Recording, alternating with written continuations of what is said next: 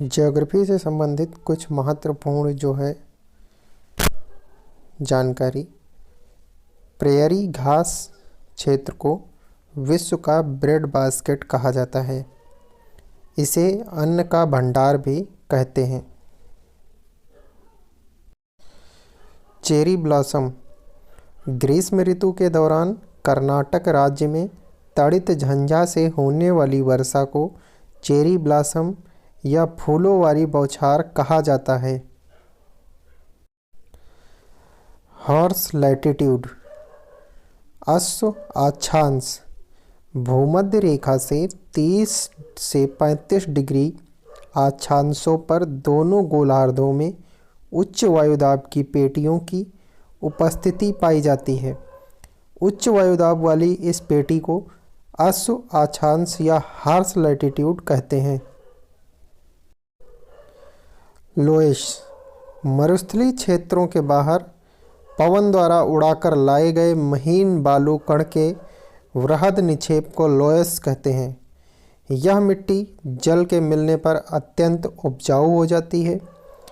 चीन के उत्तरी मैदान में लोएस मिट्टी मिलती है जो गोबी मरुस्थल से उड़ाकर लाई गई होती है। ऑक्सीकरण के कारण इसका रंग पीला होता है। पूर्ववर्ती एवं अनुवर्ती नदी जिन नदियों ने हिमालय को काटकर अपनी दिशा पूर्ववत बनाए रखी है उन्हें पूर्ववर्ती एंटीसीडेंट रिवर कहा जाता है। जो नदियां ढाल बनने के पश्चात ढाल के अनुरूप बहना प्रारंभ करती हैं उन्हें अनुवर्ती नदी कॉन्सिक्वेंट रिवर कहा जाता है। चिली देश के सबसे सक्रिय ज्वालामुखियों में से एक विलारिका से निकलने वाली भाप और ज्वालामुखी गैसों के एक छोटे से ढेर को दिखाते हुए यह तस्वीर ली है। वे छोटे विस्फोटों की एक श्रृंखला का उत्पाद हैं जो अक्टूबर 2022 में चल रहे हैं। भारत में दो ज्वालामुखी हैं। पहला बैरन ज्वालामुखी जो बैरन द्वीप अंडमान निकोबार द्वीप समूह में मध्य अंडमान के पूर्व में अवस्थित है। दूसरा नारकोंडम ज्वालामुखी जो अंडमान निकोबार द्वीप समूह के उत्तर अंडमान के पूर्व में है। बैरन ज्वालामुखी सक्रिय या जागृत ज्वालामुखी है। नारकोंडम ज्वालामुखी प्रसुप्त या सुषुप्त ज्वालामुखी है। मैकमोहन रेखा उत्तर पूर्व में भूटान के पूर्व में भारत चीन सीमा का विभाजन करती है। इसका निर्धारण वर्ष 1914 में शिमला सम्मेलन में किया गया था। इस सम्मेलन में भारत का प्रतिनिधित्व तत्कालीन भारत के मंत्री आर्थर हेनरी मैकमोहन ने किया था। इसलिए इसे मैकमोहन रेखा कहा जाता है। सह्याद्री पश्चिमी घाट वास्तव में पर्वत श्रेणी नहीं है बल्कि एक प्रायद्वीपीय पठार का अपर्दित खड़ा कगार है।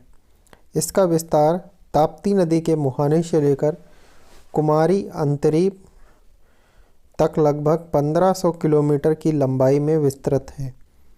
पश्चिमी घाट को सह्याद्री श्रेणी के नाम से भी जाना जाता है। अनाईमुड़ी दक्षिण भारत का सर्वोच्च शिखर अनाईमुड़ी है जिसकी ऊंचाई 2695 मीटर है। यह केरल राज्य में स्थित है।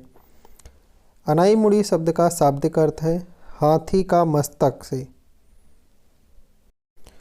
भारत में कर्क रेखा जो है यह भारत में 8 राज्यों से होकर जाती है। यह गुजरात, राजस्थान, मध्य प्रदेश, छत्तीसगढ़, झारखंड, पश्चिम बंगाल, त्रिपुरा और मिजोरम से होकर जाती है। कर्क रेखा की सबसे अधिक लंबाई मध्य प्रदेश में है और सबसे कम लंबाई जो है राजस्थान में है। कर्क रेखा के नज़दीकी शहर हैं गांधीनगर, उज्जैन, रांची, भोपाल और अगरतला। प्रायद्वीपीय मग्न तट, जब हम समुद्र की गहराई नापी जाती है तो उसके लिए जो समुद्री का जो तट होता है और जो भूस्थल होता है उसके जहाँ पर मिलाप होता है वहाँ का जो प्रथम हिस्सा होता है उसे हम महाद्वीपीय मग्न तट कहते हैं, जहाँ तक समुद्र का पानी जहाँ तक तट तक फैला रहता है। उसके बाद जब वहाँ पर तीव्र ढाल होती है उस हिस्से को कहा जाता है महाद्वीपीय मग्न ढाल। और ढाल के आगे का जो समतल या प्लेन मैदान होता है जो समुद्र के अंदर होता है उसे अगाध मैदान कहा जाता है। भारत के तटीय राज्य कोस्टल स्टेट्स ऑफ इंडिया, इसमें पहला है गुजरात, महाराष्ट्र, गोवा, कर्नाटक, केरल, तमिलनाडु, आंध्र प्रदेश, उड़ीसा और पश्चिम बंगाल। ट्रक फार्मिंग साग सब्जी से संबंधित है।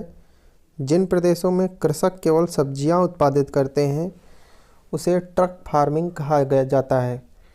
ट्रक फार्म एवं बाजार के मध्य की दूरी जो एक ट्रक रात भर में तय करता है उसी आधार पर इसका नाम ट्रक फार्मिंग रखा गया है। गल्फ स्ट्रीम की धारा को यूरोप में ताप बढ़ाने वाली जलधारा के नाम से जाना जाता है। यह एक गर्म महासागरीय जलधारा है। उत्तर पश्चिम यूरोप के तटीय क्षेत्रों में वहाँ की आदर्श जलवायु के लिए गल्फ स्ट्रीम की समुद्री जलधारा मुख्य भूमिका निभाती है। ज्वालामुखी के प्रकार। ज्वालामुखी दो प्रकार के होते हैं, केंद्रीय उद्वेदन वाले ज्वालामुखी, दरारी उद्वेदन वाले ज्वालामुखी। केंद्रीय उद्वेदन के आधार पर ज्वालामुखी को 6 भागों में बांटा गया है, जबकि दरारी उद्वेदन के आधार पर ज्वालामुखी को 3 भागों में बांटा गया है। केंद्रीय उद्वेदन के आधार पर हवाई तुल्य ज्वालामुखी, स्ट्रैम्बोली तुल्य ज्वालामुखी, वोल्केनो तुल्य ज्वालामुखी, पिलियन तुल्य ज्वालामुखी, आइलैंड तुल्य ज्वालामुखी, विसुवियस तुल्य या प्लीनियन तुल्य ज्वालामुखी। दरारी उद्दोलन के आधार पर सक्रिय अथवा जागृत ज्वालामुखी, प्रसुप्त अथवा सुसुप्त ज्वालामुखी, शांत अथवा निर्वापित ज्वालामुखी। कोंकण तट भारत के पश्चिमी समुद्र तट का एक प्रमुख पर्वतीय अनुभाग है। कोंकण में महाराष्ट्र और गोवा राज्य के समुद्री तटीय जिले आते हैं। कोंकण तट की सीमा दमन से गोवा तक विस्तृत है। कोंकण तट को परशुराम क्षेत्र के नाम से भी जाना जाता है। ये काठियावाड़ तटीय मैदान है, कोंकण का तटीय मैदान है, मालाबार का तटीय मैदान, कोरोमंडल तटीय मैदान और उत्तरी सरकार मैदान, जिसको आंध्र तटीय मैदान और उत्कल तटीय मैदान को मिलाकर उत्तरी शिरकार मैदान कहते हैं। भारत की जलवायु। मानसून शब्द की उत्पत्ति किस शब्द से उत्पन्न हुआ है? यह अरबी से उत्पन्न हुआ है। मानसून शब्द अंग्रेजी शब्द मौसम से बना है। मानसून नामक जो है प्रक्रिया, सर्दियों के में वायु स्थल से समुद्र की ओर तथा गर्मियों में वायु समुद्र से स्थल की ओर बहती है। उष्ण कटिबंधीय क्षेत्र, कर्क रेखा और मकर रेखा के बीच का क्षेत्र उष्ण कटिबंधीय क्षेत्र कहलाता है। भारत की जलवायु उष्ण कटिबंधीय जलवायु है। ऐसी जलवायु जिसमें मौसम बहुत गर्म और आर्द्र होता है और भारत का अधिकतम भाग उष्ण कटिबंधीय क्षेत्र में रहता है, इसलिए भारत की जलवायु उष्ण कटिबंधीय जलवायु है। स्ट्रेट ऑफ जिब्राल्टर जलसंधि यूरोप महाद्वीप को अफ्रीका महाद्वीप से अलग करती है। कुछ प्रमुख राष्ट्रीय उद्यान एवं उसमें रहने वाले प्रसिद्ध जीव, जैसे कि नामदफा राष्ट्रीय उद्यान अरुणाचल प्रदेश, इसमें प्रसिद्ध जीव है उड़ने वाली गिलहरी। मानस राष्ट्रीय उद्यान असम, इसमें जंगली भैंस और गोल्डन लंगूर। नागरहोल राष्ट्रीय उद्यान कर्नाटक, यहाँ का प्रसिद्ध जीव है हाथी। गिर राष्ट्रीय उद्यान गुजरात, यहाँ का प्रसिद्ध जीव है एशियाई शेर। काजीरंगा राष्ट्रीय उद्यान असम, यहाँ पर एक सींग वाला गैंडा प्रसिद्ध जीव है। भीतरकनिका राष्ट्रीय उद्यान उड़ीसा, यहाँ खारे पानी का मगरमच्छ प्रसिद्ध जीव है। दाचीगाम राष्ट्रीय उद्यान जम्मू कश्मीर, यहाँ हंगुल प्रजाति के हिरण प्रसिद्ध जीव हैं। उपसौर और अपसौर, पृथ्वी सामान्यतः 4 जुलाई को सूर्य से सबसे अधिक दूरी पर होती है, जबकि 3 जनवरी को सूर्य से सबसे कम दूरी पर होती है। सबसे अधिक दूरी की इस घटना को अपहेलियन अपसौर एवं कम दूरी की घटना को पेरिहेलियन उपसौर कहते हैं। मिनीसोटा, संयुक्त राज्य अमेरिका के मिनीसोटा राज्य को विश्व की रोटी की टोकरी कहा जाता है, क्योंकि यहाँ कई आटा मिलें हैं और मक्खन निर्माण संयंत्र हैं। महाद्वीपीय मग्न तट, सबसे चौड़े महाद्वीपीय मग्न तट कॉन्टिनेंटल शेल्फ आर्कटिक महासागर में पाए जाते हैं। साइबेरियाई मग्न तट विश्व का सबसे चौड़ा महाद्वीपीय मग्न तट है, जिसकी चौड़ाई 1210 किलोमीटर लगभग 750 मील है। नदियों के किनारे बसे कुछ प्रमुख नगर, आगरा जो है यमुना नदी के किनारे है, कटक महानदी के किनारे, हरिद्वार गंगा नदी के किनारे, नासिक गोदावरी के, उज्जैन जो है क्षिप्रा नदी के किनारे, डिब्रूगढ़ ब्रह्मपुत्र नदी के किनारे, पटना जो है गंगा नदी के किनारे, इलाहाबाद गंगा यमुना के किनारे, अजमेर लूनी के किनारे, अहमदाबाद साबरमती के किनारे, कोलकाता हुगली के किनारे, गुवाहाटी ब्रह्मपुत्र के किनारे, पणजी मांडवी के किनारे, सूरत ताप्ती के किनारे, अयोध्या सरयू के किनारे, विजयवाड़ा कृष्णा नदी के किनारे, लखनऊ गोमती नदी के किनारे, भागलपुर गंगा नदी के किनारे।